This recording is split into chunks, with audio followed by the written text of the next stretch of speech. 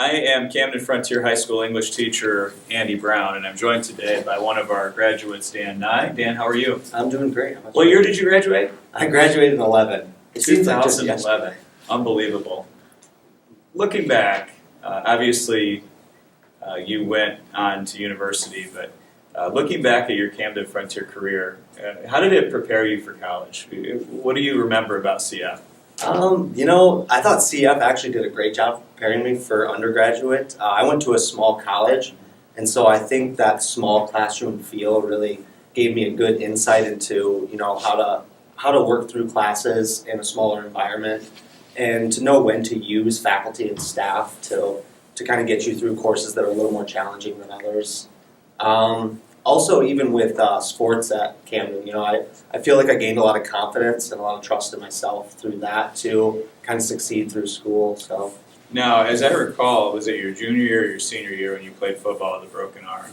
Junior and senior year, I broke my arm both years. Yeah. So that's hard to do. Now, you obviously could have said, I have a broken arm, I can't play, coach. You were just the opposite. You demanded to get out there and play. Yeah. Why was that important to you to play through those injuries?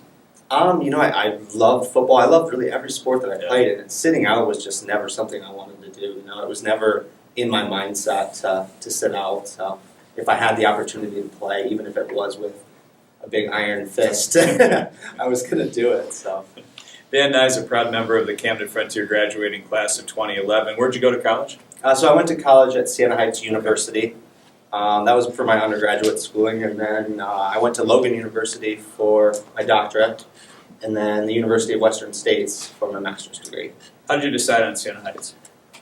So kind of as a naive student, I made the decision really based off of sports. Don't recommend that to anyone, but I made the decision. They offered me a scholarship to play baseball. At the time, I kind of thought baseball was everything, and getting to school and playing baseball, I loved every bit of it, but undergrad really allowed me to grow up and, kind of really find a passion in healthcare and really pave the path for me going forward. I think that's a big question that our seniors have and our students. When do I have to know what I want to do for the rest of my life? Like the declaration of a major in college, and do I need to know what my career path is before I go to college? How did that sequence work for you? Yeah, no, I think that's a great question. There's twofold there. I think when in school, give yourself time. You don't really need to make a decision right away. Freshmen coming into school, I know they kind of push you to do something like that, but I think the biggest thing to do is just try to experience different career paths and different opportunities. Don't pinhole yourself into a career path that you want maybe for just monetary value, but actually find something that you're passionate about.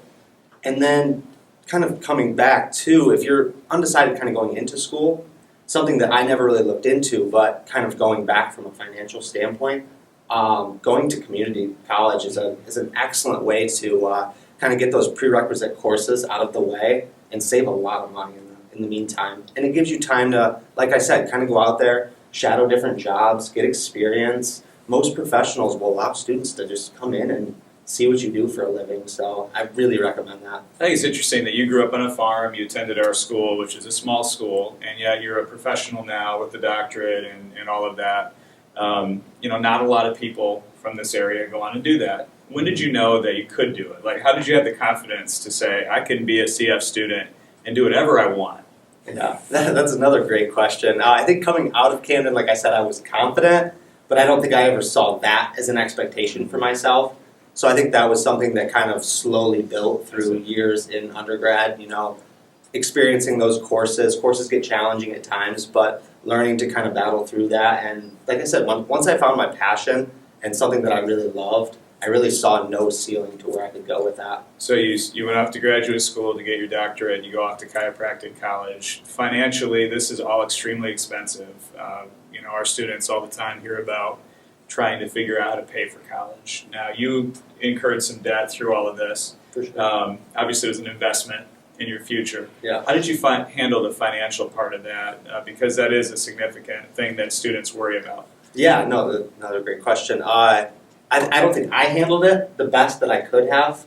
I'm definitely able to manage it, but I do see strategies that maybe I didn't utilize that could have been utilized to a better degree.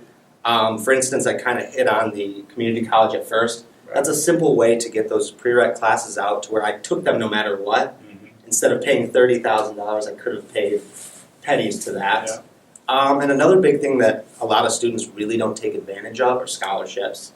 I kind of joke about it, but when I was at Logan University, I filled out a Michigan chiropractic scholarship that I think 200 applicants could apply for in the entire United States. And I was the only one to apply in the entire area. So I got it, and it kind of made me think back, like, wow, I really should have taken advantage of these from the get-go. Because, I mean, a lot of students don't fill those out, and it's free money. Yeah, so take advantage of it. Today you're a chiropractor. Now you moved back to Hillsdale County. Mm-hmm. Some of my students, especially the older ones, are like, Mr. Brown, as soon as I can get out of here, I'm gone for good. You'll never see me again. Some of them do come back. Some of them do leave. What was your determination in coming back to the area?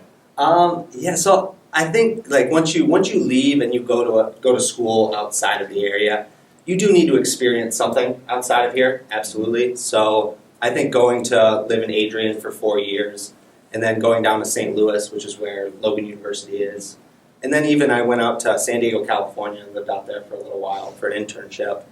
But experiencing those gave me some insight in the world, but I think ultimately my family and the community really brought me back. I have a lot of friends here. I have a lot of close connections here. So you must really love your family to leave San Diego and come back to Hillsdale. The weather is beautiful there. That's a real devotion to your family. Dan Nye is a 2011 graduate of Camden-Frontier. He is a chiropractor right here in Hillsdale County. You work for another CF graduate, Sasha Kreitz, who we're all really proud of too. What's it like working with her?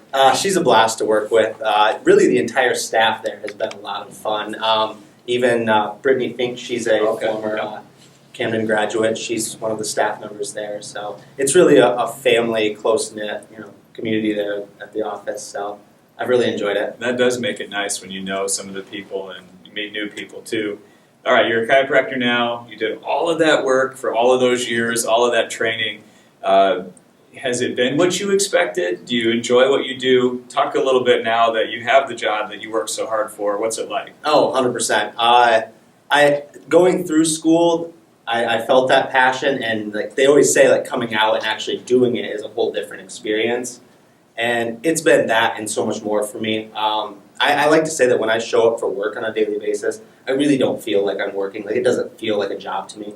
It almost feels like a hobby. Like I absolutely love what I do.